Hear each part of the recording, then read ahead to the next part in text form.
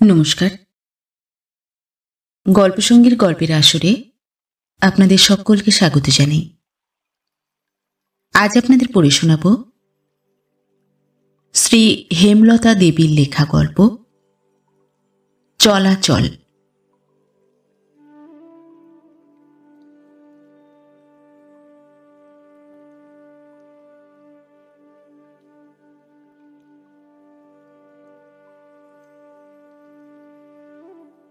গ্রামের মেঠো পথটির পূর্ব দিকের মোড়ের মাথায় একখানি মুড়ি মুড়কির দোকান। সকাল থেকে দোকানে খরিদ্দারের ভিড় খুব বেশি। মানুষগুলি সার করে দোকানখানা ঘিরে দাঁড়ায়। কিসের দোকান, কে বেচে, কি বেচে, দূর থেকে চোখে পড়ে না কার।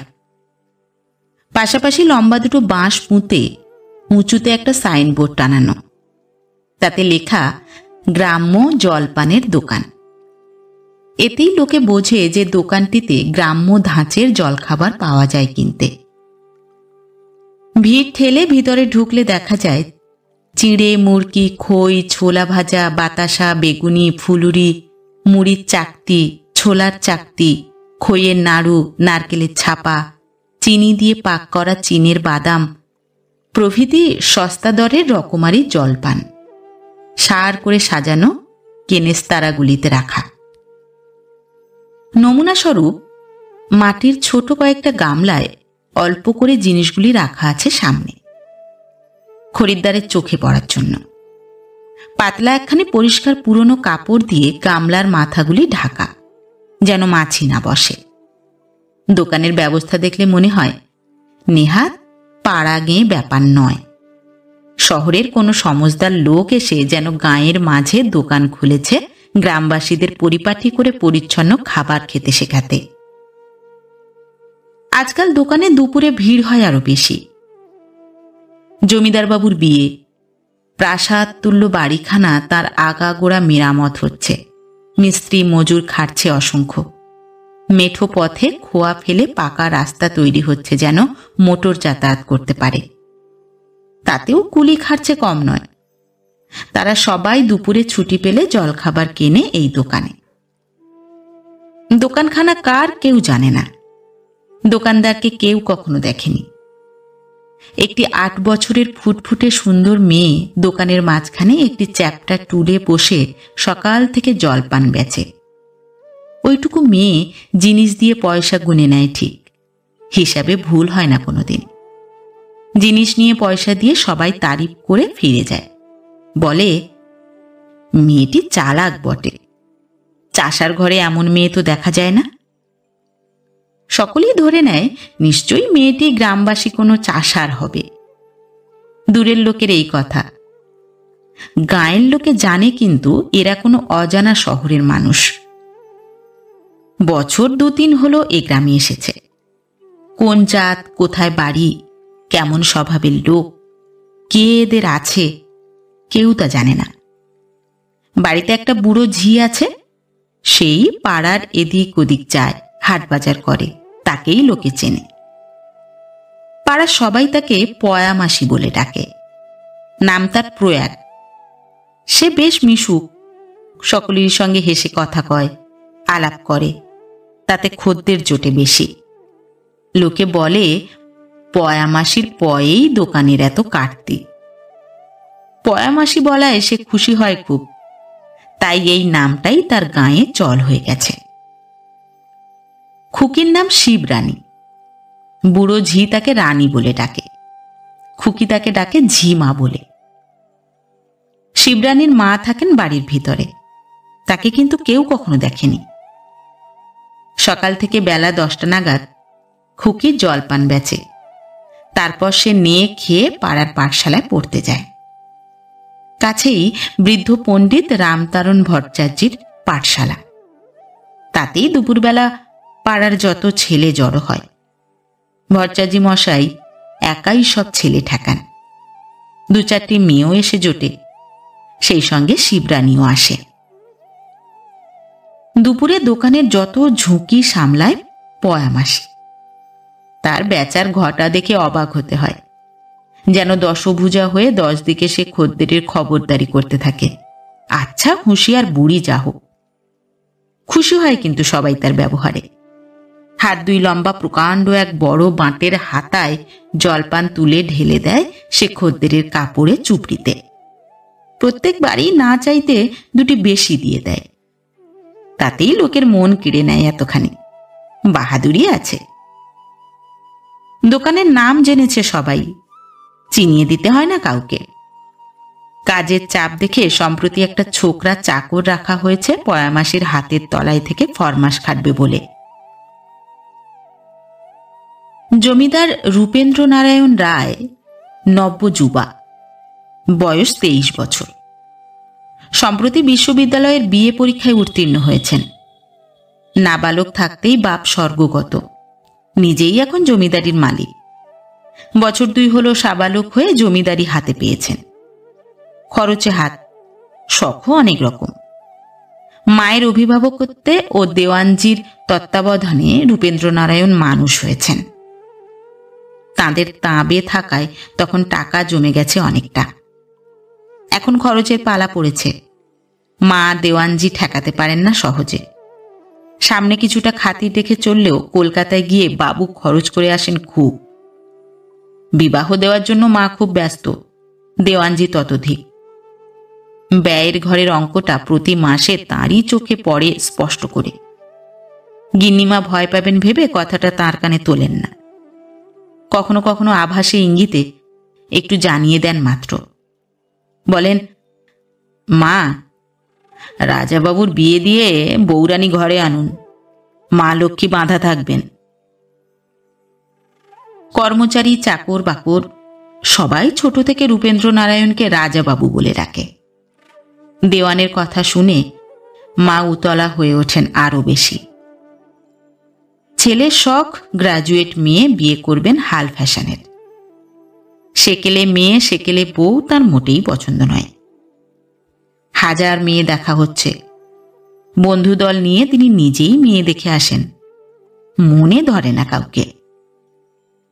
কলকাতার ডাক্তার নরেশচন্দ্র বসুর মেয়েকে দেখতে গিয়ে চোখ ফেরাতে পারলেন না। দীপ্ত উজ্জ্বল শ্যামল রঙে অজন্তার চিত্রের ছাঁদে কাটা যেন ছাঁচে ঢালা মাধুরী ভরা মুখখানি। মুহূর্ত দৃষ্টিতে মন ভরে নেয় সবটা। বয়স 19, কলেজে বিয়ে পড়ে। সঙ্গে ছিলেন দেওয়ানজি। রূপেন্দ্রনারায়ণের ইঙ্গিতে তৎক্ষণাৎ পাকা কথা দেওয়া হলো। নাম জানা গেল মঞ্জু মালিকা। রূপেন্দ্রনারায়ণের মনখানাতে যেন সঙ্গীতের ঝর্ণা ঝরে পড়ল নাম শোনার সঙ্গে। মঞ্জুর বাপ হাতে পেলেন স্বর্গ। জমিদার জামাই, বিয়ে পাশ, রূপের দিক আলো। দিন স্থির করবেন গিন্নিমা একথা জানিয়ে দেওয়ানজি পাত্রদল নিয়ে বাড়ি ফিরলেন। অবিলম্বে দিন স্থির। বিবাহের উদ্যোগ আয়োজন চলতে লাগলো উভয় পক্ষে। ডাক্তারবাবু মধ্যবিত্ত গৃহস্থ, খরচ করতে পারবেন না বেশি। পাত্রপক্ষে লক্ষ টাকা ব্যয় ধার্য হয়েছে। জমিদার বাড়ি ধুমধাম লেগেছে বেজায়। রাস্তাঘাট পাকা করা, বাড়িঘর মেরামত আগেই হলো শুরু। গহনা কাপড় কেনার ধুমও কম নয়। গিন্নিমা ব্যস্ত সারাক্ষণ। সন্দেশ, মিঠাই, দই, ক্ষীরের বায়না দেওয়া হলো কলকাতার বড় দরের ভিয়েনকর ও স্বর্গীয় কর্তার আমলের ঘোষপাড়ার নিতাই গয়লাকে ডেকে। জেলে, কলু, মালি ও গেঁয়ো ময়রার দল আনাগোনা করছে বাড়িতে। মন ওজনের মাছের বায়না জেলে, কলু তেলের, গেঁয়ো ময়রা চিড়ে মুরগি ও মালি নিচ্ছে ফুল মালার বায়না। নহবতখানায় নহবত বসবে। কলকাতা থেকে কনসার্ট ব্যান্ডের দলও আসবে। অভিনয়ও হবে একদিন, বাদ যাবে না কিছুই। জমিদার বাড়িতে হই হই রই রই ব্যাপার। দারোয়ানের সর্দার গোপাল সিংয়ের সোনার কণ্ঠি, রাজাবাবুকে মানুষ করা পুরনো ঝিয়ের হাতের অনন্ত গলার হার গড়াতে গেছে। একটা করে সোনার আংটি পাবে বাকি সকল চাকর। সঙ্গে নূতন কাপড় তো আছেই। বৌরানী আসার দিন স্টেশন থেকে জমিদার বাড়ি পর্যন্ত বাঁধা রোশনাইয়ে আলো করা হবে সারা পথটি।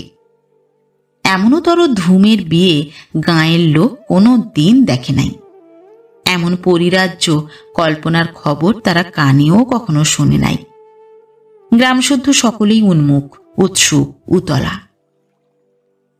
পথের দুধারে রঙিন কাগজ আঁটা পাতার লতা জড়ানো বাঁশের খুঁটি 20 হাত অন্তর পোঁতা, তার ফাঁকে ফাঁকে আলো জ্বালা ঘাস গেলাসের ঝাড় আলোকসজ্জায় চোখ ধাঁধিয়ে দিচ্ছে।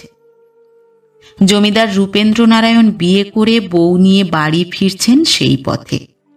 ঝাঁকে ঝাঁকে বাজি পুড়ছে, হাউই উঠছে শাঁ শাঁ শব্দে আকাশ চমকে দিয়ে।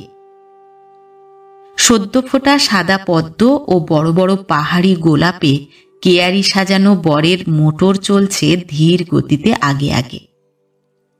রূপার গিলটি করা বউয়ের পালকি পিছু পিছু। সেদিনের উৎসব সমারোহ যে দেখল সে আর ভুলল না। রূপকথার কাহিনীর মতো এর গল্প মুখে মুখে ছড়িয়ে পড়ল গ্রাম থেকে গ্রামান্তরে। 6 বছর কেটে গেছে। জলপানের দোকানখানি আগের মতোই গ্রামের লোককে জলপান যোগায়। আজকাল শিবরানী দোকানে বসে না, বড় হয়েছে। বুড়ো ঝি ছোকরা চাকর পালা করে জিনিস বেচে। শহরের লোকেদের ইদানিং এ গ্রামে আনাগোনা বেড়েছে আগের থেকে। জমিদারবাবু অনেক রকম শহুরে ব্যাপার গ্রামে এনে ফেলেছেন। সময় সময় সস্তা দরের সার্কাস, বায়োস্কোপের দল গ্রামবাসীদের আমোদ দিতে ও তামাশা দেখাতে আসে শহর থেকে। কুটির শিল্প, স্বাস্থ্যোন্নতি, ম্যালেরিয়া নাশ, সমবায় আন্দোলন, নারী জাগরণ সম্বন্ধে বক্তৃতা দিতে প্রচার বিভাগের বক্তারাও এসে থাকেন বছরে অনেকবার। তারা শহুরে খাবার পছন্দ করেন। জলপানের দোকানখানাতে আজকাল তাই আলুর দম, লুচিরও আমদানি দেখা যায়।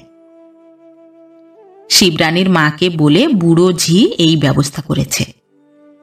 শহর ফেরা গ্রামের লোক শহুরে খাবার খেতে শিখে পয়ামাসিকে ফরমাস করে লুচি কচুরির। লাভের সংখ্যা বেশি বুঝে পয়ামাসি সেদিকেও মনোযোগ দেয়। মা মেয়ে দুজনেই আজকাল জলপান তৈরির কাজে লাগে, তাতে জিনিস জোগানো যায় বেশি। দুপুরে কাজ সেরে মা মেয়েতে বসেছে মাদুর পেতে দাওয়ায়। শিবরানী বলল, মা, বাবা এখন কোথায়? কোনো রকমে তার সন্ধান পাওয়া যায় নাকি? মায়ের বুকে চাপানো বড় একখানা পাথর নাড়া পেয়ে ব্যথা জাগিয়ে তুলল বুকের মধ্যে মেয়ের কথায়। মা বললেন, চুপ কর রানী, ও কথা তুলিস নে, দেয়ালেরও কান আছে, কি জানি কে শুনে ফেলবে।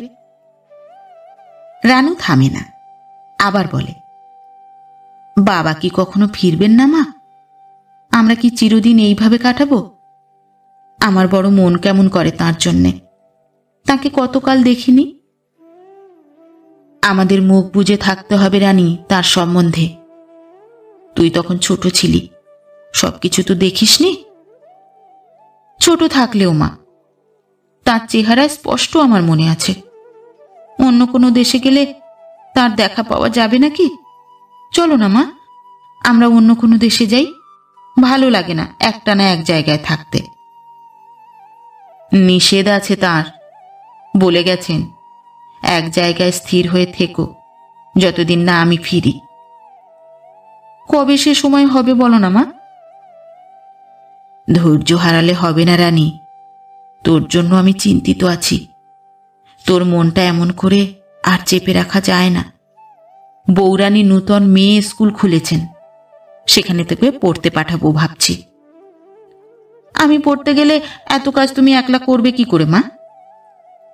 কেন? সকাল বিকেলে তুই কতকটা কাজ করে দিবি।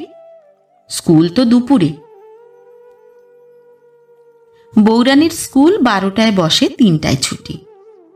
গায়ের মেয়েদের সুবিধার জন্য তিনি এই ব্যবস্থা করেছেন। বুড়ো পণ্ডিত রেখেছেন, অঙ্ক শেখায়, বাংলা পড়ায়, ইংরেজি শেখান তিনি নিজে। নূতন একজন ট্রেনিং পাস শিক্ষয়িত্রী এনেছেন শহর থেকে, মেয়ের সংখ্যা বেড়েছে বলে। তুই গেলে তোকে যত্ন করেই পড়াবেন, কালই তোকে পাঠিয়ে দেব তার কাছে। তুই এমন মন মরা হয়ে থাকিস না। পরদিন দুপুরে খাওয়া সেরে মা বুড়ো ঝিকে ডেকে বললেন, প্রয়াগী, রানীকে সঙ্গে করে বৌরানীর স্কুলে নিয়ে যা, সেখানে সে ভর্তি হবে। কাল থেকে স্কুলের ঝি আসবে নিতে, তোকে আর যেতে হবে না। শিবরানী ঝি মায়ের সঙ্গে চলল স্কুলের দিকে বড় খুশি মনে।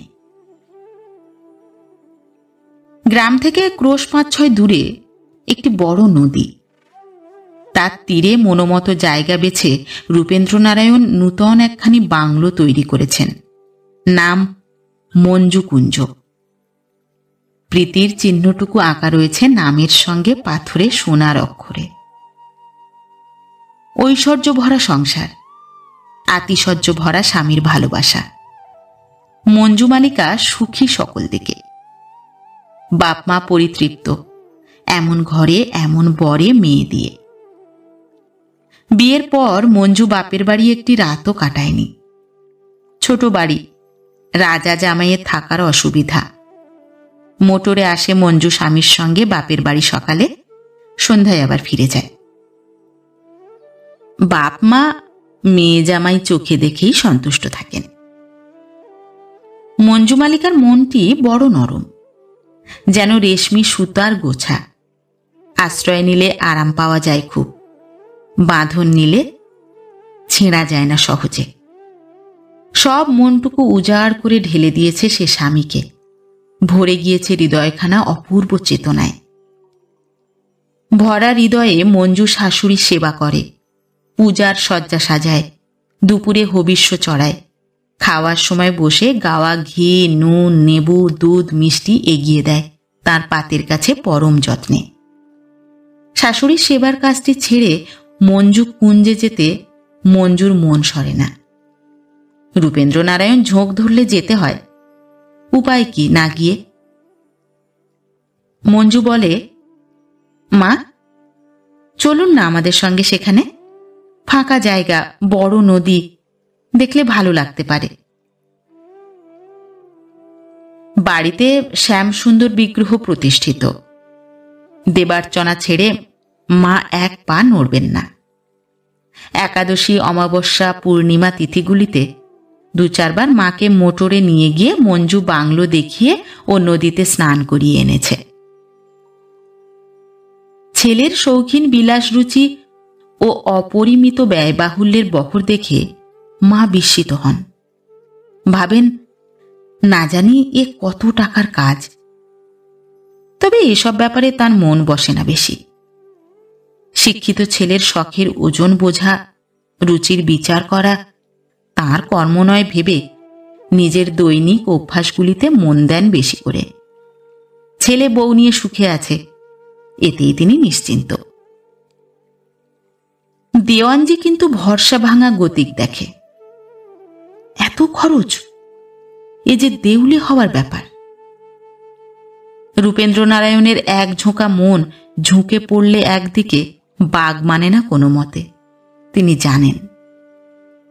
মাকে ভক্তি, দেওয়ানজিকে সম্মান, কর্মচারীদের প্রতি সদ্ব্যবহার রূপেন্দ্রনারায়ণের চিরাগত অভ্যাস, বংশের ধারা। তা থেকে তিনি ভ্রষ্ট হন না কখনো, কিন্তু নিজের ইচ্ছার গতি রুখতে পারেন না এক তিলও, কারো কথায়, কোনো কারণে, কারো মুখ চেয়ে। তার ঝোঁকের মুখে পড়লে ঘা খেয়ে ফিরতে হয় সকলকে।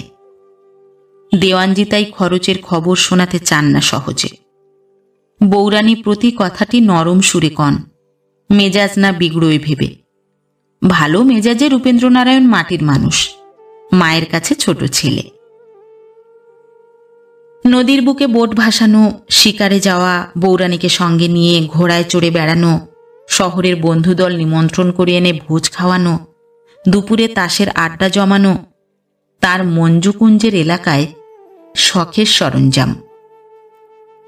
রং বেরঙের পাখি ও দামি দামি বিদেশি কুকুর পোষার শখও তার কম নয়। মঞ্জুকুঞ্জে নিত্য নতুন পাখি কুকুরের আমদানি দেখা যায়। 10খানা গাঁয়ের লোক দেখতে আসে রাজাবাবুর শখের মঞ্জুকুঞ্জ। বলে, রাজাবাবুর নজর বটে, তার দৌলতে দেখলুম নূতন কারখানা। বৌরানীর শখ মেটাতেও রূপেন্দ্রনারায়ণের কৃপণতা নাই এতটুকু।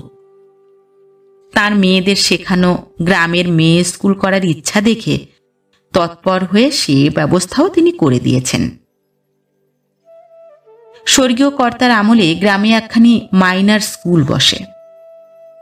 স্কুলটির ভালোরূপ উন্নতি করে তোলার আগেই তিনি স্বর্গে যান। গ্রামের মুরব্বীরা রাজাবাবুকে ধরে পড়ল স্কুলটিকে হাই স্কুল করে দিতে। শোনামাত্র আবেদন মঞ্জুর। দিল খোলা রূপেন্দ্রনারায়ণের দিতে বাধে না কিছু কাউকে, কেবল তহবিলের দিকে নজর দেন না কখনো। দেওয়ানজির উপর হুকুম হল, বর্তমান মাস থেকে 100 টাকা মাসিক সাহায্য ও বাড়ি তৈরি ও সরঞ্জামাদি কেনার জন্য এককালীন 10,000। মুরব্বীরা সই করিয়ে বুক ফুলিয়ে চলে গেল। দেওয়ানজির কাছে খবর পৌঁছল টাকা দেওয়ার। প্রমাদ গণলেন দেওয়ানজি। ব্যাংকের খাতায় জমার ঘর ফাঁক, উপরি ধার টানা হয়েছে বেশ কিছু। নূতন কিস্তির আদায় না হলে নগদে কোনো খরচই চলবে না। কথাটা ফাঁস হলে মনিবের মাথা হেঁট। ভেবেচিন্তে বললেন, 3 দিন পরে টাকা পাবে।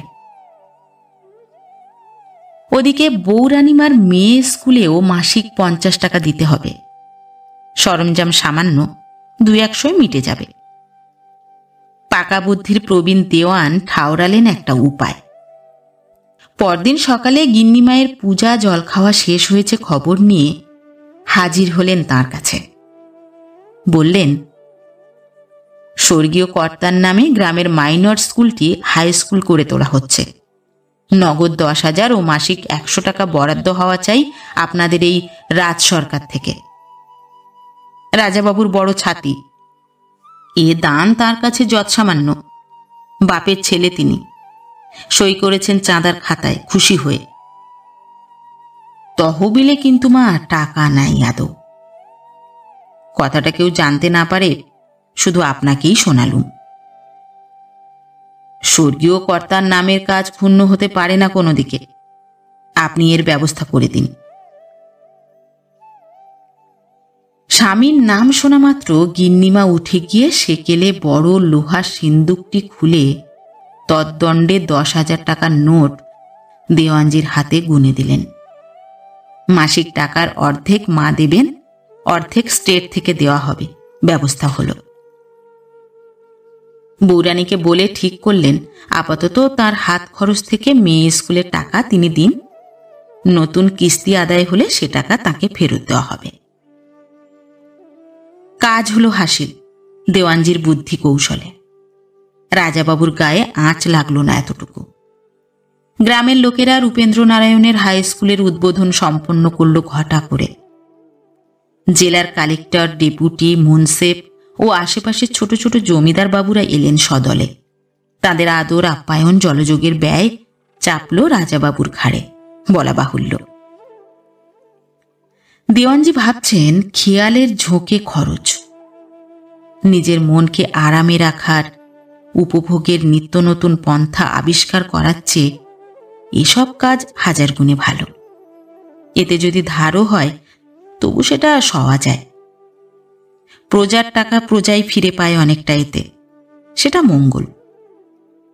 মরিয়া হয়ে ফুঁ দিয়ে টাকা উড়িয়ে দেওয়ার ঝোঁকটা রাজাবাবুর কমে এদিকে ঝোঁক পড়লে তিনি বাঁচেন। এতে আর কতই খরচ হবে। গ্রামে আজ ম্যাজিক লণ্ঠন লেকচার। গ্রাম্য জলপানের দোকানখানার পাশে একটা ফাঁকা জায়গায় শামিয়ানা টাঙিয়ে স্কুলের ছেলের দল লণ্ঠন লেকচারের আয়োজন করেছে। সন্ধ্যার আগেই ছেলেরা জড়ো হয়ে হইচই শুরু করেছে। ছবি দেখায় ছেলেদের মন নেচে ওঠে, স্ফূর্তি জাগে সবার মনে। ছবি দেখতে ও বক্তৃতা শুনতে মেয়েরাও গিয়ে বসে চিকের আড়ালে। শিবরানী সকাল থেকে আবদার ধরেছে সে লেকচার শুনতে যাবে মাকে সঙ্গে নিয়ে। এত বড় মেয়ে একলা পাঠাবেন না মা, সে জানে। শনিবার হাফ স্কুল। বাড়ি ফিরে তাড়াতাড়ি ঘরের কাজ সেরে নিল সে ব্যস্ত হয়ে। ঝিমাকে বলল, সন্ধ্যায় তুই বাড়ি আগলে থাকিস, আমরা লেকচার শুনতে যাব। মা মেয়ে দুজনে গিয়ে চিকের আড়ালে বসলেন। পাবলিসিটি অফিসার শ্রীযুক্ত সুবরেণ্য রায়চৌধুরী MA বক্তৃতা দেবেন গ্রাম সংস্কার ও কৃষক উন্নতি সম্বন্ধে। লোক জড়ো হয়েছে অনেক, সকলেই শোনবার জন্য উৎসুক। কৃষিবিদ্যায় চৌধুরী মহাশয়ের জ্ঞান বেশ পাকা, বোম্বাই কৃষি কলেজে শিক্ষা পেয়েছেন। তার বলার ভঙ্গিটি নূতনতর, সকলের মনে বসে স্পষ্ট হয়ে, ধারণা করে সবাই সহজে। মা মেয়ে দুজনের বড় ভালো লাগলো বক্তৃতা। অনেক বিষয় জানা গেল কথাগুলি শুনে। বক্তার সুন্দর স্ত্রীটিও তাদের মনকে টানল তাঁর দিকে। বেশ সুষ্ঠু ভাব। শোনা গেল মাস 6 জন্য তিনি এ গ্রামের কাজ নিয়ে এসেছেন, গ্রাম সংস্কারে গ্রামবাসীদের সাহায্য করবেন বলে। কাছেই বাসা। পয়ামাসির দোকানে খাবার কিনতে এসেছেন, পরদিন দেখা গেল। পয়ামাসি ভাব করে নিল দুদণ্ডে। জেনে নিল তার খাওয়া দাওয়ার অসুবিধা। নিজে কুকারে রেঁধে খান দুপুরে। বিকেলে পয়ামাসির দোকানে রোজ লুচি তরকারি কিনবেন, পয়ামাসি বরাদ্দ করে নিল। লোক পটাতে পটু সে খুব। গায়ে পড়ে বলল, ছোকরা চাকরটা খাবার তার বাড়িতে পৌঁছে দিয়ে আসবে তিনি আসতে না পারলে। আপ্যায়িত হলেন তিনি খুব। একটা ঝঞ্ঝাট থেকে বাঁচলেন। দোকানের খাবার ভালোই, দেখে নিলেন। পাবলিসিটি অফিসারের নাম ছড়ালো অল্পদিনে গ্রামের মধ্যে। ছেলে বুড়ো সকলেই তার নাম জেনে গেল। পসার জমল সব শ্রেণীর লোকের মধ্যে। ছোট জাতের লোকেরা এসে জড়ো হয়ে পরামর্শ চায়। বুদ্ধি দেন তিনি তাদের উন্নতির পথ পাবার। ভদ্র গৃহস্থরা শিক্ষা উন্নতির পরামর্শ নিতে, চাষিরা চাষাবাদের অভাব অভিযোগ জানাতে আসে দলে দলে। কথা কয়ে বাড়ি ফিরতে সময়ে সময়ে তার রাত হয়ে পড়ে বেশ। পয়ামাসির ফরমাস মতো ছোকরা চাকরটা ঘরে গিয়ে খাবার রেখে আসে ডালা চাপা দিয়ে। 2-3 দিন উপর্যুপরি খাবারগুলো ডালা ঠেলে জানালা ডিঙিয়ে বেড়াল এসে খেয়ে গেছে দেখে সকালে দোকানে গিয়ে পয়ামাসিকে বললেন, আজ 3 দিন আমার কপালে রাতে খাবার জুটছে না। রাতে ফিরে শুধু একটু চা তৈরি করে খেয়ে শুয়ে পড়ি। সকালে আসতে পারিনি কাজের চাপে। কি ব্যবস্থা করব ভাবছি। ব্যবস্থা পয়ামাসির জিহবাগ্রে। তখনই জুগিয়ে গেল কথা। আমার নিজের একখানা ছোট ঘর আছে বাড়ির ভেতরের দিকে একপাশে। সেখানে খাবার ঢেকে রাখলে যখনই আসেন খেতে পাবেন, ভাবনা থাকবে না। ব্যবস্থা হয়ে গেল সেদিন থেকে। শিবরানীর মায়ের মমতা পড়েছে ছেলেটির প্রতি।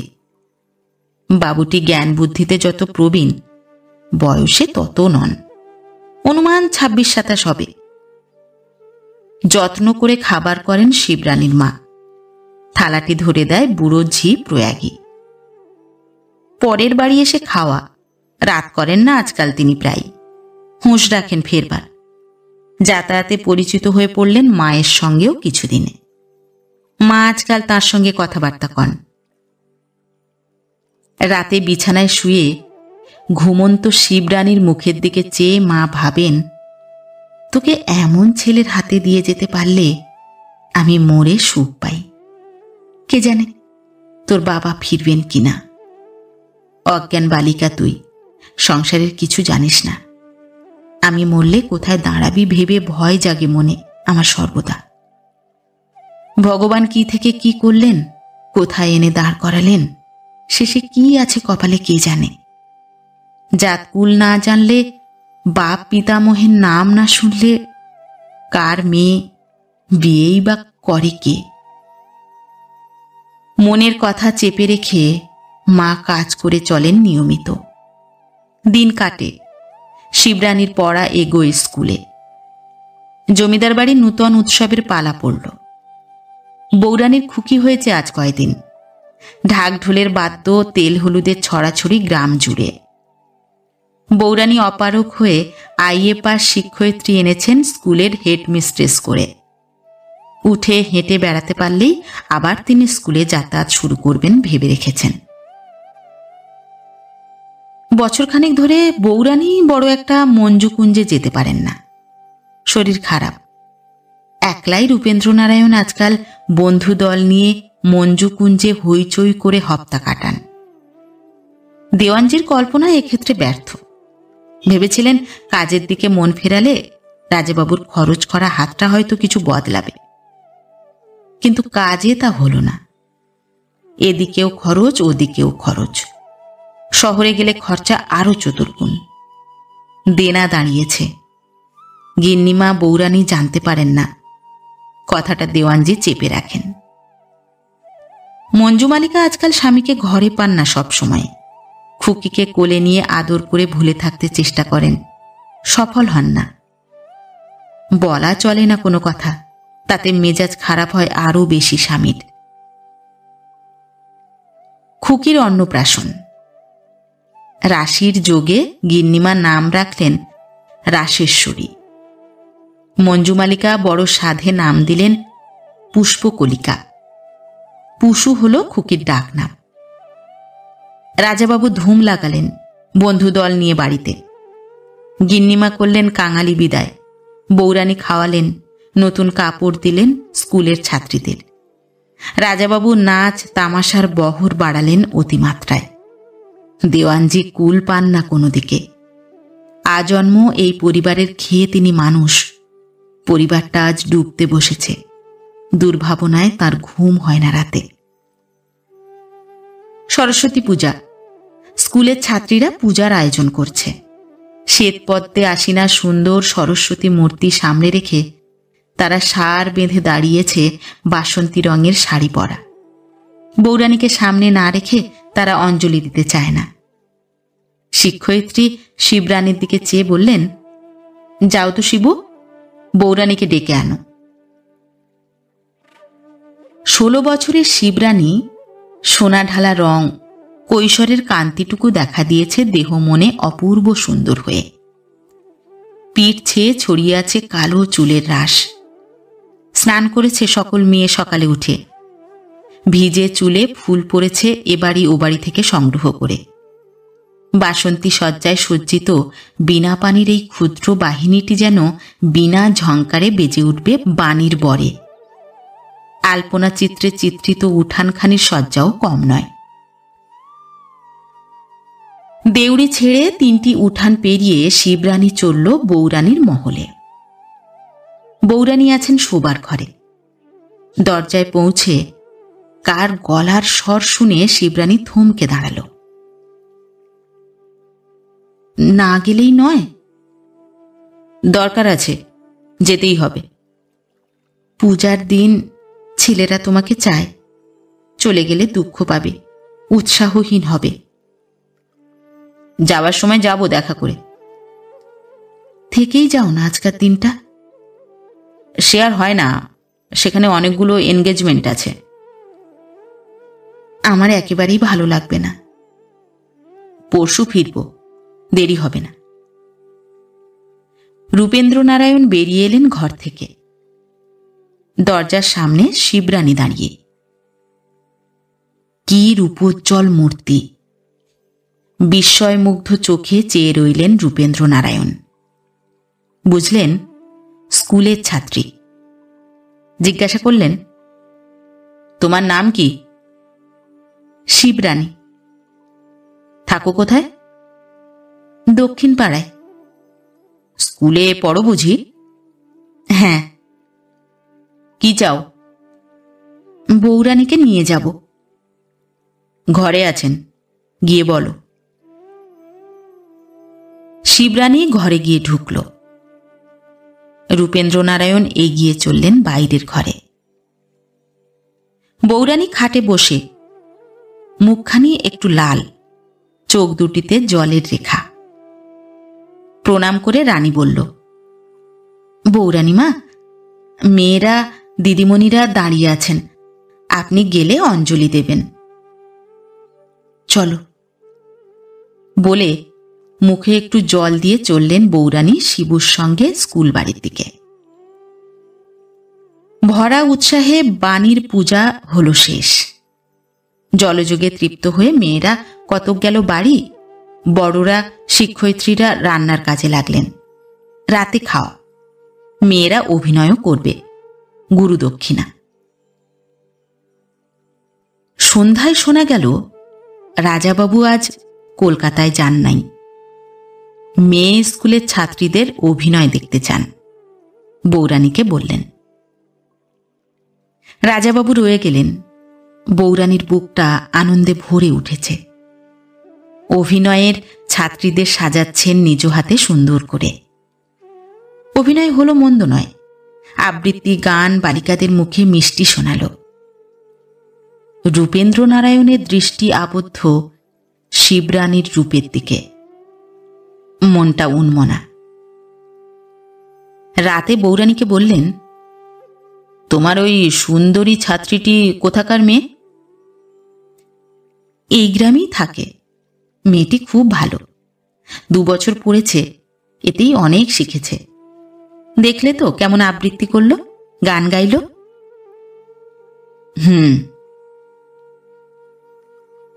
পাবলিসিটি অফিসার সুবরেণ্য চৌধুরীর গ্রামে প্রতিপত্তি খুব। তার বিদ্যা গুণের সমস্যা জুটেছে অনেকগুলি। তাদের আগ্রহ ও কাজের সুফল দেখে কর্তৃপক্ষকে লিখে তিনি আরও 3 মাস সময় বাড়িয়ে নিলেন সেখানে থাকার। কাজ করে নিজে আনন্দ পান। লোকগুলিও সন্ধান পায় নূতন নানা কাজের। নূতন ধাঁচের তাঁত বসেছে গ্রামে কয়েকখানি। গাই গরু ও বলদগুলির পুষ্টি সাধন করতে শেখাচ্ছেন তিনি নূতন প্রণালীতে। চাষের জমিতে ফসল ফলাবার জন্য সার তৈরির ব্যবস্থা দিচ্ছেন বৈজ্ঞানিক কৌশলে। নূতন কথা শুনলে, নূতন কিছু দেখলে মানুষের আনন্দ না হয়ে পারে না। সবাই উৎসুক নতুন কিছু শিখতে। বক্তৃতার সঙ্গে হাতে কলমে কাজ দেখিয়ে চৌধুরীর চোখ ফুটিয়ে দিচ্ছেন গ্রামের লোকের। খেতে গিয়ে তিনি নিজের হাতে বীজ ছড়ান। চাষিরা অবাক হয় তার অভ্যস্ত হাতের কায়দা দেখে। শিক্ষিত লোকের চাষাবাদের নজর চাষিরা পূর্বে দেখেনি কোনোদিন। তারা জানে গেঁয়ো চাষার কাজ কলম ধরা লোকেরা হাতে ধরে না। কাজের মধ্য দিয়ে এঁকে যেন তারা নিজের মধ্যে আঁকড়ে পায়। চাষার ঘরে ভাতও খান তিনি দুপুরে অনেক সময়। রাতের খাওয়াটা পয়ামাসির কাছে থাকে ঠিক। সন্ধ্যায় বাড়ি ফিরে হাত মুখ ধুয়ে চৌধুরী স্টোভে তৈরি গরম চা খান 2-1 পেয়ালা। একটু আরাম করে বসে খেতে খেতে দেরি হলে পয়ামাসি ডাকতে আসে। খবর জানে। খেটে খেটে বাবু হয়রান হন খুব। বলে, বাবু তোমার এত কাজ। কাজ না করলে চলে কি পয়ামাসি? অনেক খাটতে হবে, তবে দেশের কাজ এগোবে। মা বলেন, ছোট বড় সকল কাজে চৌধুরীবাবু তৎপর, কোনো কাজে হটেন না।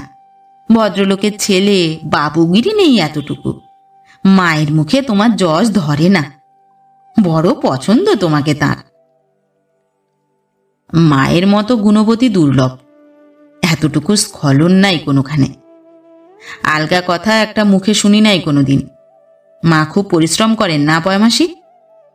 হ্যাঁ, খুব। এক মুহূর্ত বসেন না। রানীও আমাদের মায়ের মতোই, খাটে খুব। সারা দিন স্কুলে পড়াশোনা, রাত জেগে মায়ের সকল কাজে সাহায্য করে 16 আনা। রূপের ডালি মেয়ে। 1 মাস বয়স থেকে আমি তাকে হাতে করে মানুষ করেছি। বড় মায়া আমার বাবু তার উপরে। নাম তার শিবরানী, জানো তো বাবু? চৌধুরী সে কথায় জবাব না দিয়ে বললেন, মায়ের বুঝি ওই একটি মেয়ে? হ্যাঁ, ওকেই 6 বছরেরটি নিয়ে আমরা এই গ্রামে এসেছি। বাবু যে কোথায় গেছেন কেউ তা জানে না। তার খবর নাই অনেক কাল। মায়ের বুদ্ধিতেই এসব কিছু চলছে। চৌধুরী একটু চমকে গেলেন। বুঝলেন এদের মধ্যে একটা কিছু যেন চাপা আছে। মুদি চাষির ঘরে এমনতর কেতাদুরস্ত ভদ্র ছাঁদের চালচলন তো দেখা যায় না। মনের কথা মনে রেখে তিনি বললেন, চলো পয়ামাসি, খেতে যাওয়া যাক। বাড়ি ঢুকে চৌধুরী দেখলেন শিবরানীর মা উঠানে দাঁড়িয়ে কার যেন অপেক্ষা করছেন। তাকে দেখেই বললেন, খুকির আজ বিকাল থেকে জ্বর এসেছে, সন্ধ্যার পরে বেড়েছে। আপনার কাছ থেকে একটু হোমিওপ্যাথি ওষুধ নেবার জন্য দাঁড়িয়ে আছি। শুনেছি আপনি হোমিওপ্যাথি মতে চিকিৎসা করেন ভালো। চলুন দেখে আসি। আগে খেয়ে নিন, রোগী দেখে ওষুধ দিয়ে স্থির হয়ে খাব। আপনাকে ব্যস্ত করলাম না তো? কিছু মাত্র না। ছোকরা চাকর সামনে ছিল, তাকে বললেন, যাও তো, আমার বাড়ি থেকে ওষুধের বাক্সটা নিয়ে এসো। প্রয়াগী বলল, ও আবার ওষুধের বাক্স চিনবে?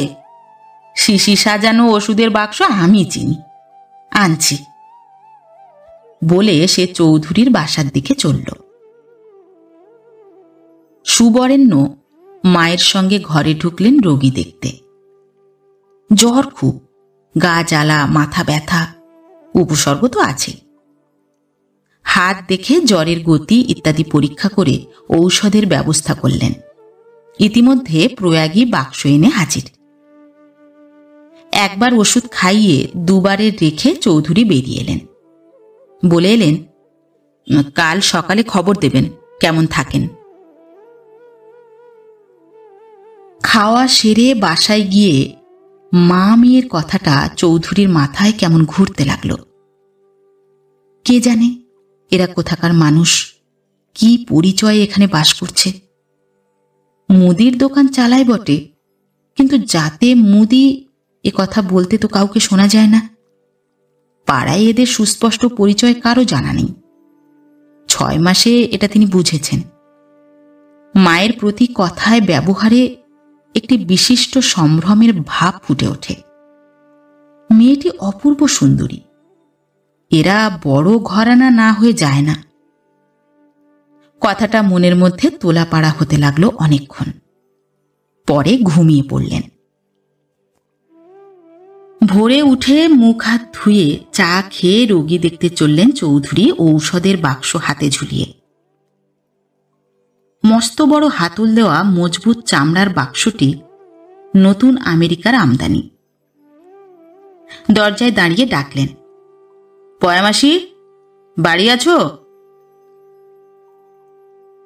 তাড়াতাড়ি দরজা খুলে বুড়ো ঝি প্রয়াগী বেরিয়ে এলো। আসুন বাবু, আসুন।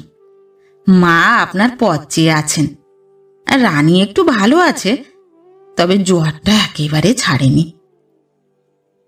মা এসে চৌধুরীকে ডেকে নিয়ে গেলেন ঘরের ভেতর। শিবরানী তক্তায় শুয়ে, গলা পর্যন্ত একখানি বালাপোষ দিয়ে ঢাকা। একরাশ চুলের লম্বা বিনুনি বালিশের উপর দিয়ে তক্তা ছাড়িয়ে ঝুলছে। জ্বর ছাড়েনি, মুখ তখনও থমথমে। তক্তার পাশে একটি বাঁশের বড় মোড়ায় বসলেন চৌধুরী।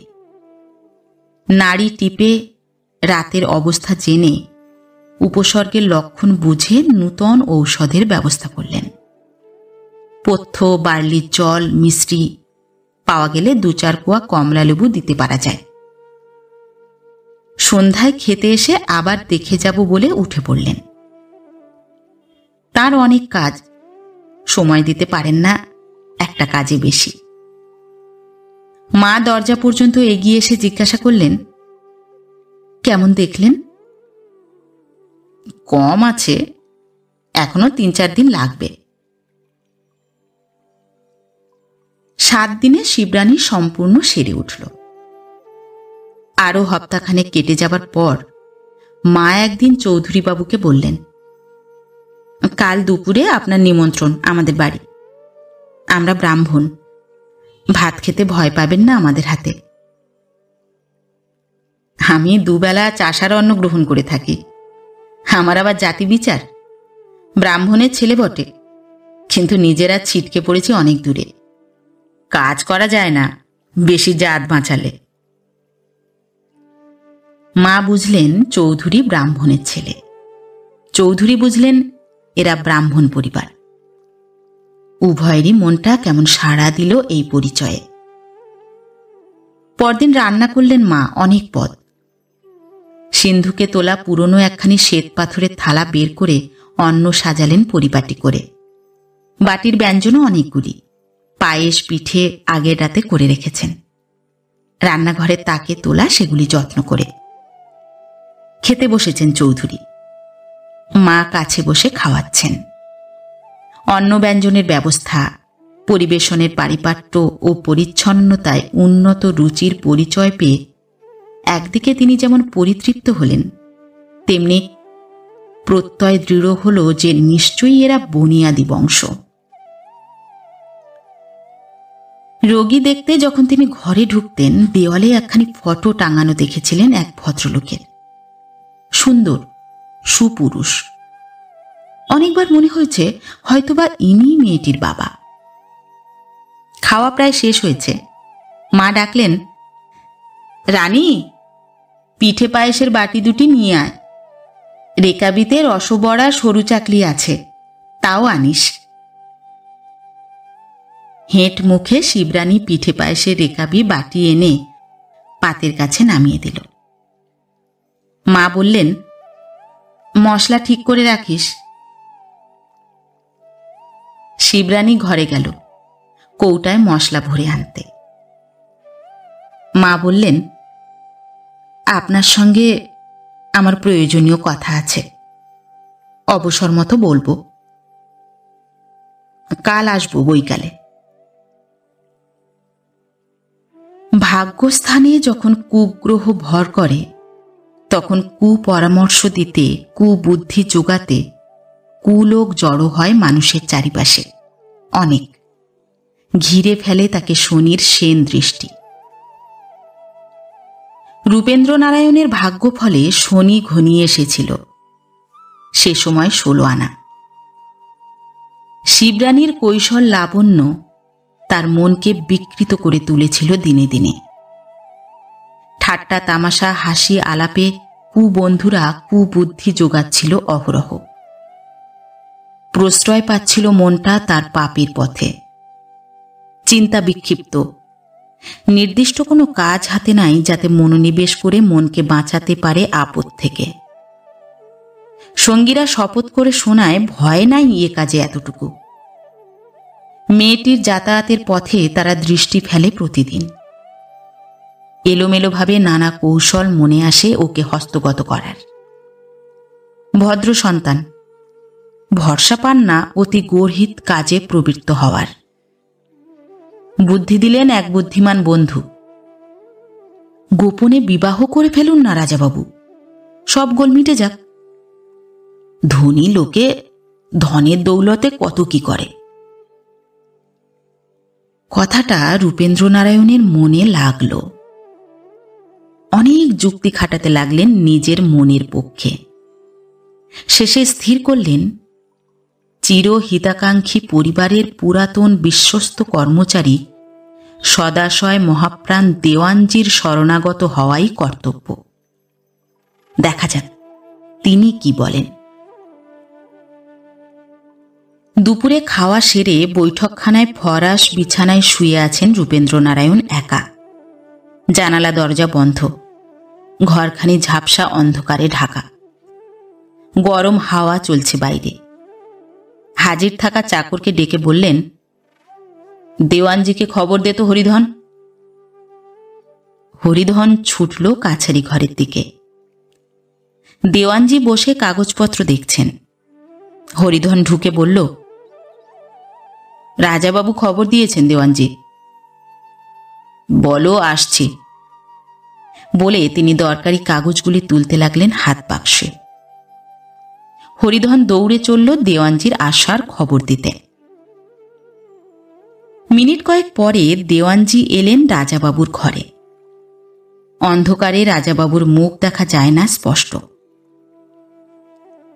বসুন দেওয়ানজি, আপনার শরীর ভালো আছে তো? আগে হ্যাঁ। বিষয়কর্মের ব্যবস্থাদি চলছে কেমন? ভালো নয়। মহালে আদায় কম, ব্যাংকে দেনা চেপেছে অনেক। গত সনে উসুলপুরের জমিদার বাবুদের কাছে ধার নেওয়া লক্ষ টাকা সুদ দেওয়া হয়নি আদৌ। আসল সত্য দূরের কথা, খরচ কমানো দরকার। বাজে লোক বেশি না পুষলেই ভালো হয়। ভাবছি ওদের অনেকগুলোকে এবার বিদায় করে দেব। আমাকে যদি কেউ বাঁচাতে পারে সে একমাত্র আপনি দেওয়ানজি। আমি থামাতে পারিনি নিজেকে কোনো কিছু থেকে, সামলাতে পারিনি ঝোঁক একবার চেপে পড়লে। একটা দুঃসাহসিক কাজের কথা বলতে চাইছি, ভয় পাবেন না না শুনে। থামাতে যাবেন না দেনার ফর্দ দেখিয়ে, তর্ক তুলে বোঝাতে যাবেন না, দোহাই আপনার। মনটা আমার ভরে উঠেছে একটা অস্বাভাবিক ভাবে, কিন্তু তাড়াতে পারার উপায় নাই তাকে সোজা পথে তার প্রতিকার না করে। বলুন রাজাবাবু, কি চান আপনি? আমি এ পরিবারের অন্নে চিরপ্রতিপালিত। আপনার কল্যাণের জন্য সবকিছু করতে প্রস্তুত সর্বদা। দেওয়ানজি, আমি বিবাহ করতে চাই। বিবাহ? আপনার? হ্যাঁ, সে কি এমনই অসম্ভব? অসম্ভব? নিতান্ত অসম্ভব। কেন অসম্ভব কিসে? পুরুষের একাধিক বিবাহ শাস্ত্রসম্মত। কলির শেষে পৃথিবী উল্টাবে, এটাও শাস্ত্রবাক্য। পৃথিবী উল্টালে তার বিধিগুলি খাড়া হয়ে থাকতে পারবে কি সোজা? কলি শেষ হয়েছে, পৃথিবী বদলাতে শুরু করেছে। সূক্ষ্ম গতি তার চোখে পড়ে না সকলের। আপনিও পাগল হলেন দেখছি দেওয়ানজি আমার সঙ্গে। পৃথিবী উল্টাচ্ছে কোন দিকে? কলি শেষ হবে কখন? এসব প্রলাপোক্তিতে কি প্রয়োজন? ব্যবস্থা করুন, এই চাই। বউ রানীমার গলায় ছুরি বসাবেন কোন সাহসে? তাঁর এতে কোনো কষ্ট হবে না। বিবাহ গোপনে হবে, গোপনে থাকবে চিরদিন। এ ঘরে তাকে আনা হবে না কোনোদিন কখনো। পাগলের কাণ্ড! এ কথা কে আপনার মাথায় দিয়েছে? কেউ নয়, আমি স্বয়ং। কার মেয়ে? কোথায় থাকে? খোঁজ দিলে কে? নিজের চোখ খুঁজে বের করেছে। গ্রামের মেয়ে, স্কুলের ছাত্রী। সন্ধান করতে যেতে হয়নি কোনোখানে। নামটা আপনার কাছে বলতে মুখে বাধে। আপনি আমার পিতার তুল্য। বলুন কি উপায়? সর্বনাশ রাজাবাবু, ছেড়ে দিন ও কথা মন থেকে। অসম্ভব। ঘটানো আরও অসম্ভব। আপনি মনে করলে অসম্ভবকে সম্ভব করতে পারেন। আপনার বুদ্ধিতে অসাধ্য সাধন হয়। সাধ্য নাই রাজাবাবু। আপনি উপায় না করলে আমাকে বিষ খেয়ে জীবন শেষ করতে হবে। বংশ লোপ হবে, পূর্বপুরুষের নাম ডুববে। আপনি কি সেটা দাঁড়িয়ে দেখবেন? রাজাবাবু, আমাকে অবসর দিন। বৃদ্ধ হয়েছি, নূতন লোক নিযুক্ত করুন কাজে। আমাকে মৃত্যুমুখে তুলে দিয়ে আপনি চলে যেতে চান? বাঁচাতে হবে আমাকে, সেটা ভুলে যাবেন না। সময় দিলাম 3 দিন, ভেবে দেখবেন। আজ আমি কলকাতা যাচ্ছি, 7 দিন পরে ফিরব। এর মধ্যে একটা বুদ্ধি ঠাউরে রাখবেন। বেলা 3টা। রাজাবাবুর মোটর চলে গেল কলকাতার দিকে।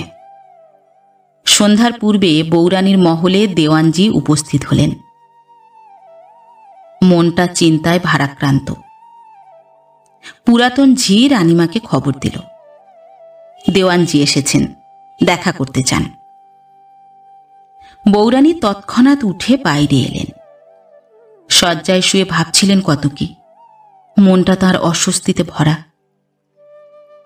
দেওয়ানজি নমস্কার জানিয়ে বললেন, রানীমা, সমূহ বিপদ, তৎপর হয়ে প্রতিকার করা দরকার। বিপদ? কিসের? কার? কি করতে হবে দেওয়ানজি? বিপদ সকলের, আপনার, আমার, পরিবারের, গ্রামের। ভয়ে বিস্ময়ে বৌরানী বললেন, গুরুতর বিপদ নাকি? আমা হতে তার কি প্রতিকার হতে পারে? আপনি পরিবারের পিতৃস্থানীয়, আপনার আজ্ঞা লঙ্ঘন করবে কে? যা বলেন তাই করতে আমি প্রস্তুত। এখনই যেতে হবে আপনার স্নেহপাত্রী, স্কুলের ছাত্রী শিবরানীর বাড়ি। সরাতে হবে তাদেরকে গ্রাম থেকে এই দণ্ডে।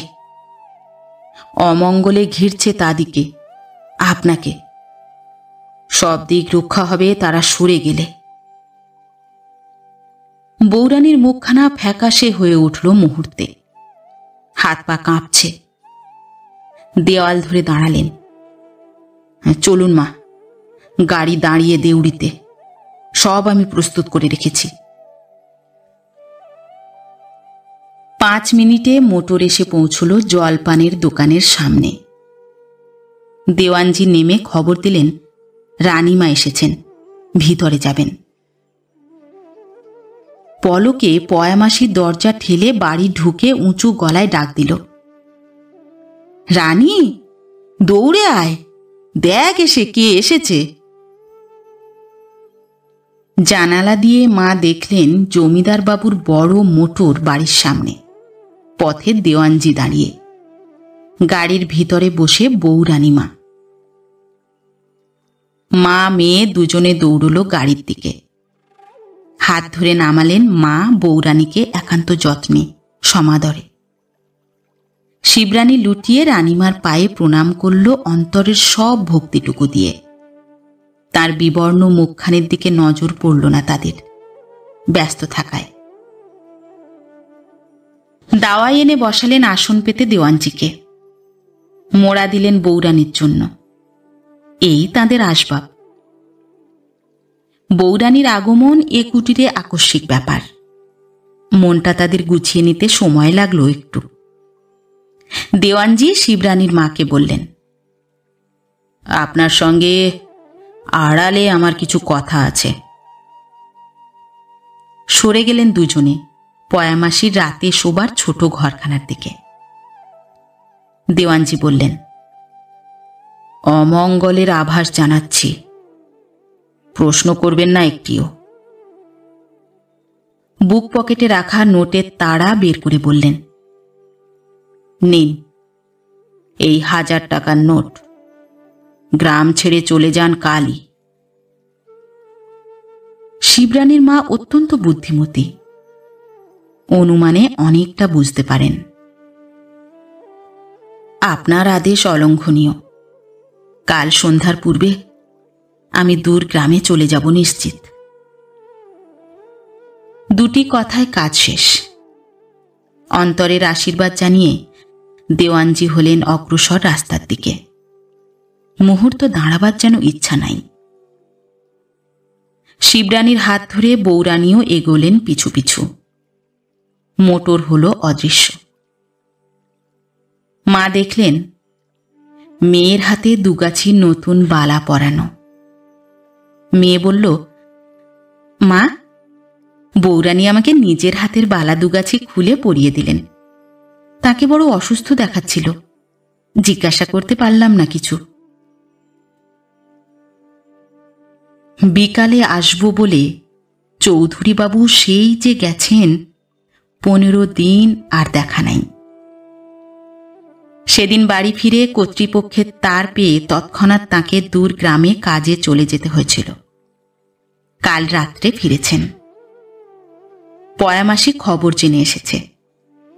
আজ রাতে খেতে আসবেন তিনি যথাসময়ে, তাও পয়ামাসিকে বলেছেন। শিবরানীর মা উদ্বিগ্ন হয়ে তাকে বললেন, যা তো প্রয়াগী, শীঘ্র চৌধুরীবাবুকে ডেকে আন। ঘণ্টাখানেক পরেই তিনি আসতেন। ডাক শুনে তাড়াতাড়ি চলে এলেন। আজ রাতেই আমরা গ্রাম ছেড়ে চলে যেতে চাই। সে বিষয়ে আপনার কোনো সাহায্য পেতে পারি কি? নিশ্চয়ই। যাবেন কোথায়? স্থিরতা নেই, বেরিয়ে পড়ি তো এখান থেকে। আজ ভোরের ট্রেনে আমাকে বাড়ি যেতে হবে, 7 দিনের ছুটি। সেখান থেকে বোম্বাইয়ে পাঠাচ্ছে 8 মাসের জন্য। ইচ্ছা হলে আমার সঙ্গে যেতে পারেন। আমি নামবো কৃষ্ণনগর স্টেশনে। আপনারা কোথায় উঠতে চান? কোনো দোকানে, চটিতে, পরে বাসা দেখে নেব। চলুন, সেখানে আমার এক বন্ধুর বাসায় রাতটা আপনাদের রাখতে পারি। পরদিন দেখে শুনে অনায়াসে একটা ব্যবস্থা করে দিতে পারবো। স্থানটা আমার বিশেষ পরিচিত, 6 বছর আমি ওইখানকার কলেজে পড়েছি। কারো বাসায় উঠবার ইচ্ছা আদৌ নেই। দোকান দেখিয়ে দেবেন, সেখানেই রাতটা কাটাবো। পরদিন বাসা খুঁজে নেবার ভার আমার নিজের। লোক সংসর্গে থাকতে আমি নারাজ। বেশ, তাই হবে। সারা রাত জেগে মা মেয়েতে 2টি ট্রাঙ্ক, একটি হাত বাক্স গুছিয়ে পয়ামাসিকে সঙ্গে নিয়ে রওনা হলেন চৌধুরী বাবুর সঙ্গে। ভোরের শুকতারা সবে দেখা দিয়েছে তখন। পাড়ার কেউ জানল না কখন গেলেন, কেন গেলেন। সকালে উঠে সবাই দেখে দোকানখানা বন্ধ। বড় একটা বন্ধ তালা ঝুলছে সদর দরজার কড়ায়। রাত্রি 9টায় কৃষ্ণনগর স্টেশনে ট্রেন পৌঁছল। স্টেশনের ধারে একখানি ছোট বাড়ি, সামনে লেখা ভাড়া দেওয়া যাইবে। চেনা চৌকিদারকে ডেকে চৌধুরী বললেন, বাড়িটা ভাড়া নেব, চাবি খুলে দাও। চৌধুরীকে চেনে চৌকিদার খুব। তৎক্ষণাৎ বাড়ি খুলে কুলির মাথায় মালপত্র সমেত যাত্রী কয়জনকে বাড়ি ঢোকালো। পাশের বাড়ি থেকে জ্বালানো লণ্ঠন একটা এনে দিল সঙ্গে সঙ্গে।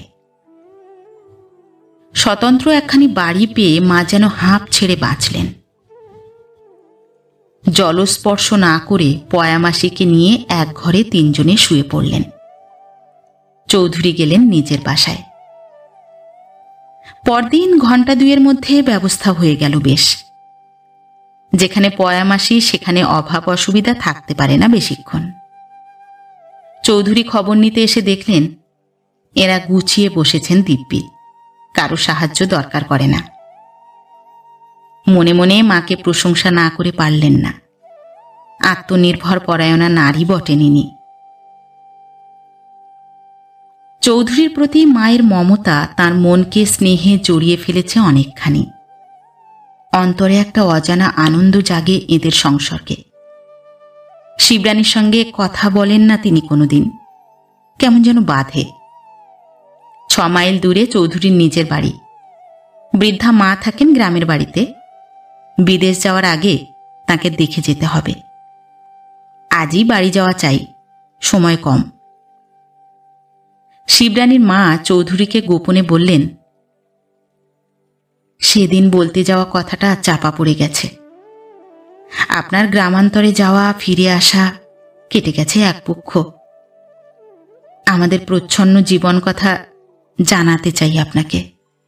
কত বড় বংশ আমাদের বলা মাত্র বুঝবেন। আমার স্বর্গীয় শ্বশুরের নাম না জানে কে?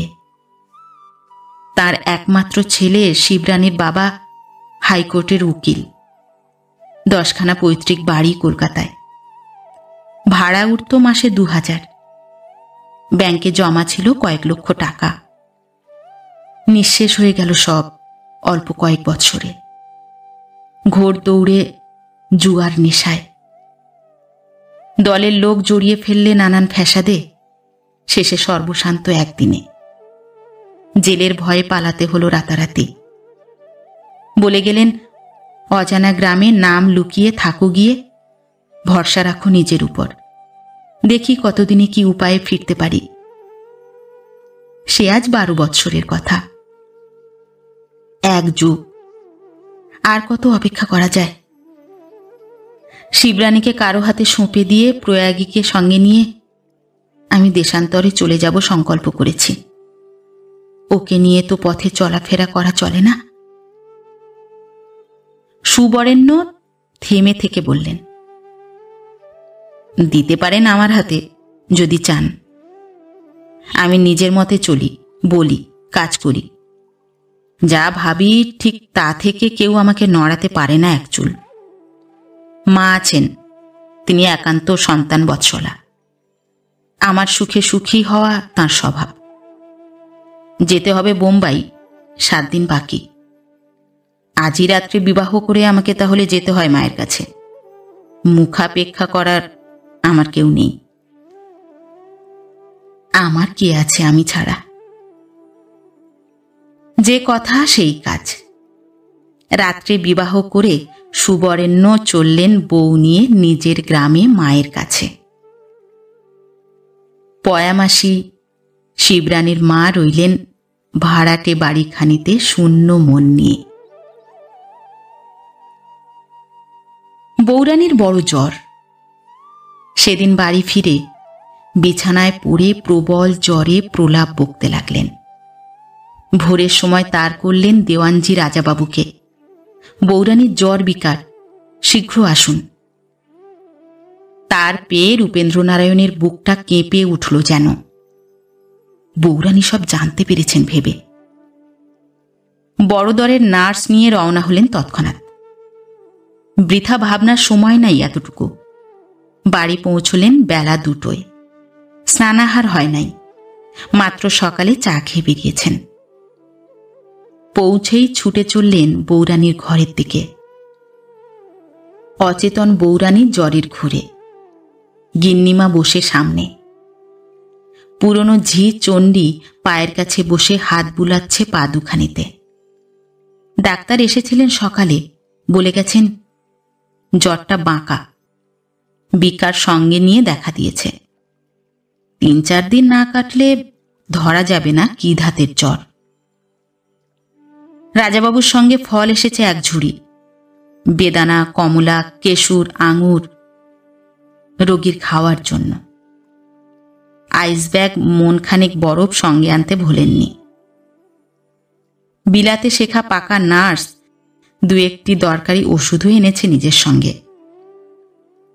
রাজাবাবুর বুকের ভয়, কি জানি কি হয়। চিকিৎসা চলল। 7 দিনে জানা গেল জ্বর টাইফয়েড, ভারী গোছের। বড় ডাক্তার আনা হলো শহর থেকে। যাতায়াতে দৈনিক 200 টাকা ফি। সঙ্গে এলো নূতন নার্স, পালা করে শুশ্রূষা করবে বলে। রাজাবাবু বৌরানীর কাছে বসে থাকেন দিনরাত। পুষু শোয় ঠাকুরমার কাছে। মাকে দেখে যায় দিনে একবার ঝিয়ের সঙ্গে এসে। গিন্নিমা পূজা মানছেন কত ঠাকুরের।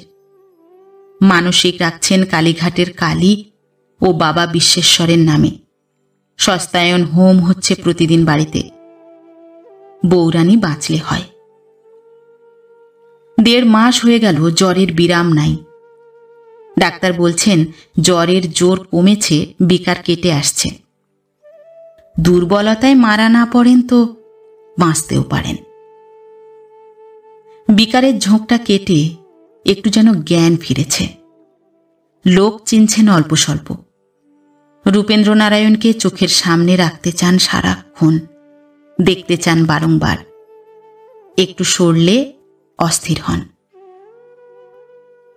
3 মাসে জ্বর ছাড়ল প্রথম। ডাক্তার বললেন ঠাঁই নাড়া করা ভালো, গ্রাম থেকে শহরে নিয়ে চলুন।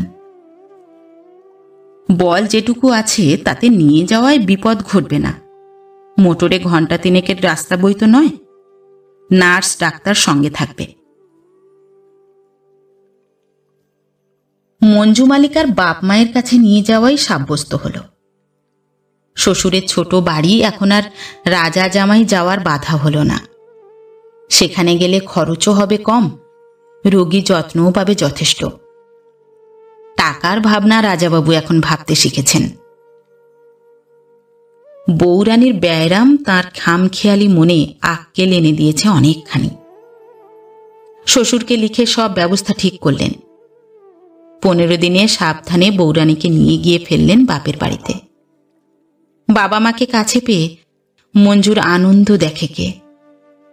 মায়ের হাতে রান্না পথ্য পেয়ে ও বাবার মুখ দেখে সে বল পেতে লাগলো দিনে দিনে। রূপেন্দ্রনারায়ণ সঙ্গে থাকেন সর্বদা। বর্ষা শেষে ডাক্তারের পরামর্শে কাশী যাওয়ার ব্যবস্থা হলো। হাওয়া বদলে সম্পূর্ণ সেরে উঠবেন তাঁদের মত। সেখানে গঙ্গার উপর বড় বাগান বাড়ি ভাড়া নিলেন রূপেন্দ্রনারায়ণ বৌরানীর জন্য। মা পুশুকে আনলেন, সঙ্গে নিয়ে যাবেন। বাবা বিশ্বেশ্বরের মানসিক শোধের কথা মায়ের মনে যাচ্ছিল সারাক্ষণ। সুযোগ পেয়ে এবার তিনি এ যাত্রায় বিশ্বেশ্বর দর্শন, বহু তীর্থভ্রমণ সারবেন সংকল্প করে বেরুলেন। মানসিক শোধের সংকল্প তো আছেই। দিন দেখে সপরিবারে রূপেন্দ্রনারায়ণ রওনা হলেন কাশী। সঙ্গে বিপদ পারের কাণ্ডারি বৃদ্ধ দেওয়ানজি। দুপুর রোদে গ্রামের পথে গরুর গাড়ি চড়ে সুবরেণ্য বউ নিয়ে চলেছেন বাড়ির দিকে। বাপের ভিটায় গিয়ে পৌঁছতে সন্ধ্যা হবে। গাড়ির ভিতরে বসে শিবরানী, সঙ্গে একটি ছোট টিনের ট্রাঙ্কে শিবরানীর খান কয়েক কাপড়। পাশে একটা চামড়ার সুটকেস রেখে সামনে বসেছেন সুবরেণ্য। গাড়োয়ান গাড়ি চালাচ্ছে ঢিমে চালে, পথ ফুরোয় না। শিবরানীর মুখখানি শুকনো, চোখ দুটি জল ভারাক্রান্ত। মাকে ছেড়ে এসেছে, এ বেদনা তার বুকে সম্পূর্ণ নূতন। বেদনা ভরা হৃদয়ে একটি অনির্বচনীয় আনন্দ জেগেছে, যার অনুভূতিও তার কাছে সম্পূর্ণ নূতন। মনটাকে তার ভোলাবার জন্যে সুবরেণ্য নিজের মায়ের কথা, গ্রামের কথা, পুরাতন ভিটাখানির পুরাতন স্মৃতিগুলির কথা নানাভাবে পারলেন তার কাছে। দিন শেষের সঙ্গে রানীর বিক্ষিপ্ত মনটি ভরে আসতে লাগল একটি মাধুর্য ভরা সুসময়। সুবরেণ্যর স্নেহের স্পর্শ নিবিড় হয়ে এলো তার মনের মধ্যে। অজানা আবেগে নিজের হাতখানি ধীরে ধীরে রাখল সে স্বামীর হাতের উপরে একান্ত নির্ভরে। সদর দুয়ারে গাড়ি পৌঁছল। আকাশে চাঁদ তারার আলোক ফুটেছে তখন সবে। গাড়ি থামিয়ে নেমে পড়লেন সুবরেণ্য। মাকে দেখবার জন্য কত না ব্যস্ত তখন মন। সন্ধ্যার আগেই মা দুয়ার বন্ধ দেন। শেয়াল কুকুর ঢোকার ভয়, চোরের ভয়ও যে নেই তাও নয়। জোরে জোরে কড়া নাড়ছেন ও মাকে ডাকছেন জোর গলায় সুবরেণ্য। মা, মা, দরজা খোলো। প্রদীপ জ্বালিয়ে মা তখন সবে সন্ধ্যায় বসেছেন। ছেলের গলার আওয়াজ পেয়ে উঠে পড়লেন আহ্নিক ছেড়ে। ব্যস্ত হয়ে দুয়ার খুলে বললেন, কে রে? আমার বড়ু নাকি? তুই যে এলি খবর না দিয়ে? আয় বাবা আয়, ঘরে আয়। গাড়িতে তোমার বউ বসে মা, নামিয়ে আনো। বউ? আমার বউ? হ্যাঁ মা, আমি বিয়ে করে তোমার বউ নিয়ে এসেছি। ঘরে তোলো নিজের বউ। কথা কওয়ার সময় নাই, ছুটে গেলেন মা গাড়ির দিকে। হাত ধরে নামিয়ে নিলেন গাড়ি থেকে শিবরানীকে। মা লক্ষ্মী, নিজের ঘরে এসো। তুমি আমার বড়ুর বউ। এ বাড়ি, এ ঘর তোমার মা। শিবরানী ঘোমটা দিয়ে মাথা লুটিয়ে প্রণাম করলে মায়ের পায়ে। মনে পড়ল নিজের মায়ের পা দুখানি। কোথায় ফেলে এসেছে মাকে তার আজ কে জানে। বউকে উঠানে দাঁড় করিয়ে পুরানো বাক্স খুলে একখানি সেকেলে সোনার পদক বের করে এনে মা বউয়ের গলায় দিলেন ঝুলিয়ে। বাতাসা ভেঙে মুখে ধরলেন তার বড় আদরে। যত আদর সব কেড়ে নিল তোমার বউ। আমি ফাঁকি পড়ব বুঝি? আমার বুঝি খিদে তৃষ্ণা নাই? চারখানা বাতাসা দাও আমাকে আগে। মাদুর পেতে বউ বসিয়ে মা আনলেন খানকতক বাতাসা, সদ্য কোটা সরু চিঁড়ে। এই নে বড়ু, জল খা। এইবার আমি তোদের খাবার জোগাড় করি। অনেক পদ এসেছিস। শিবরানী শ্রান্ত, খাওয়া সেরেই শুয়ে পড়ল বিছানায়। ঘুমে চোখ ভরে এলো সঙ্গে সঙ্গে। মা ছেলেতে দাওয়ায় বসে কথা হচ্ছে। বিয়ে করলি, কাউকে জানালিনি বড়ু? গ্রামের লোকে বলবে কি? ঘোট করবে, কার মেয়ে, কোন জাতি, কোথা বিয়ে হলো, কে বিয়ে দিল, হাজার কথা তুলবে তারা, জানিস তো। ব্রাহ্মণের মেয়ে, বাপের নাম সুবিমল ভট্টাচার্য, কলকাতার বড় লোক। পিতামহের নাম জানে সবাই। পুরোহিতে বিয়ে দিল, ব্রাহ্মণ, অগ্নি, শালগ্রাম সাক্ষী। তোমার ছেলে সব করতে পারে। গ্রামের লোক ঠেকাবে সে এক কথায়, দেখে নিও। ছেলের কথায় মায়ের অগাধ বিশ্বাস। মা জানে বড়ু আমার যা বলে তাই করে। নিশ্চিন্ত মনে মা শুতে গেলেন। সকালে উঠে জল খেয়ে সুবরেণ্য গেলেন গ্রামের মাথা মহিন চক্রবর্তীর বাড়ি। বৈঠকখানায় বসে তিনি আলবোলায় তামাক টানছেন। ভারী চালে কথা কইছেন দু চারজনের সঙ্গে। প্রণাম করতেই বললেন তিনি, কি বড়ু নাকি? কবে এলে? কাজকর্ম চলছে কেমন? ভালোই। সম্প্রতি বোম্বাইয়ে বদলি করেছে, 7 দিনের মধ্যে যেতে হবে। আমার বিবাহ হয়েছে, তাড়াতাড়িতে গ্রামের সকলকে খবর দিতে পারিনি। বউ নিয়ে এসেছি বাড়িতে, পায়ের ধুলো দিলে কৃতার্থ হব। বোম্বাইয়ে অনেকগুলো চাকরি খালি আছে। আপনার ছোট ছেলে ননি আইএ পাশ করে বসে আছে, তার জন্য একটা কাজের চেষ্টা দেখব। ছোট থেকে সুবরেণ্য ননীগোপালকে ভালোবাসে। দুজনের মন মেজাজ ধাতেও বেশ মিল। হ্যাঁ বাবা, তাই করো। ছেলেদের নিয়ে পারা যায় না আজকাল। ননি পড়া ছেড়ে আমাকে দয়ে ডুবিয়েছে, দেখো না কতখানি। তুমি তার একটা গতি করে দাও তো বাঁচি। ও বেলা যাবো বৌমাকে দেখতে। বৌমার বাবার নামটি কি? সুবিমল ভট্টাচার্য, নামজাদা লোক কলকাতার। পাশে বসা রামতারণ বাড়ুজ্যে বললেন, শহরের হাওয়া এসে ঢুকে পড়েছে গ্রামে, গ্রাম বাঁচানো দায়। ছোট ছেলে ননীগোপাল কাছে ছিল, বলে উঠল, শহরের বিদ্যাবুদ্ধি গ্রামে এনে না ফেলে, এঁদো পুকুর না ঝালিয়ে, বন বাদা না ঝাড়িয়ে, মশামাছি না তাড়িয়ে ম্যালেরিয়ায় মরুক গ্রামের লোক। লোক মরলে গ্রাম বাঁচবে কাকে নিয়ে? জবাব দিতে না পেরে বৃদ্ধ ভদ্রলোক বললেন, আরে বাবা, আজকাল গ্রাম শহরে মাখামাখি। তোরা যা বুঝিস তা কর। শহরের সুখ সুবিধা সব আমরা আনতে চাই গ্রামে।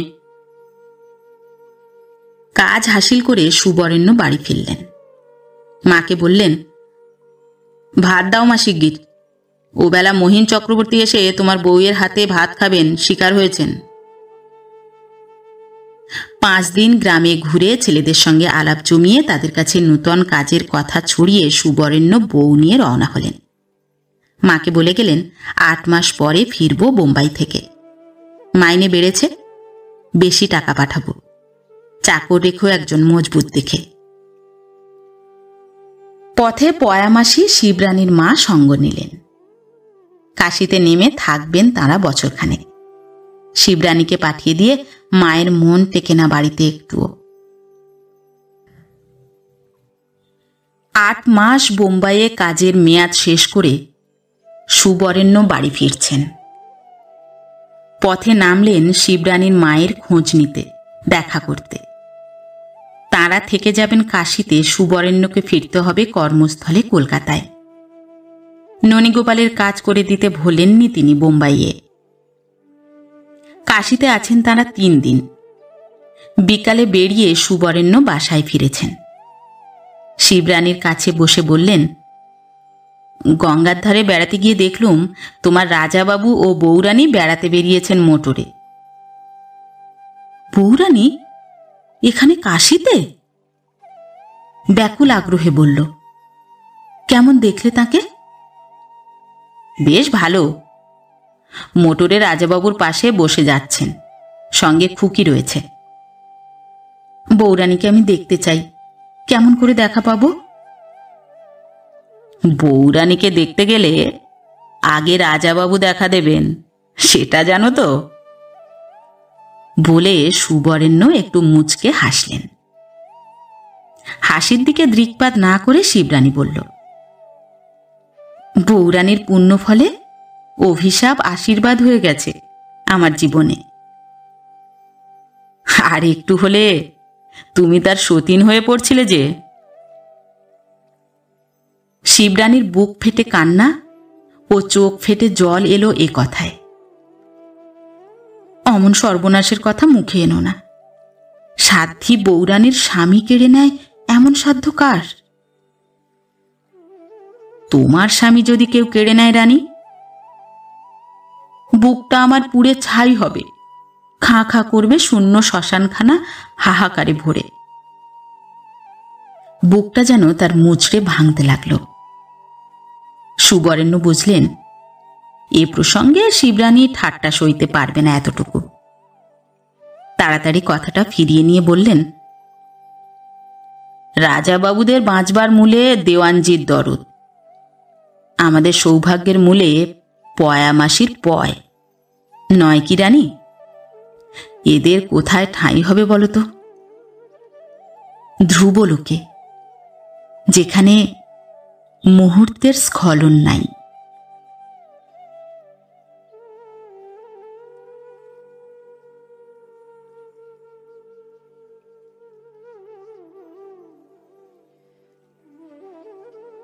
নমস্কার।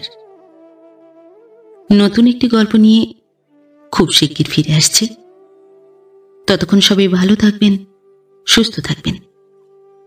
গল্প পাঠ কেমন লাগলো অবশ্যই কমেন্ট করে জানাবেন, এবং ভিন্ন ভিন্ন স্বাদের অডিও স্টোরি শোনার জন্য অবশ্যই চ্যানেলটি সাবস্ক্রাইব করবেন। ধন্যবাদ।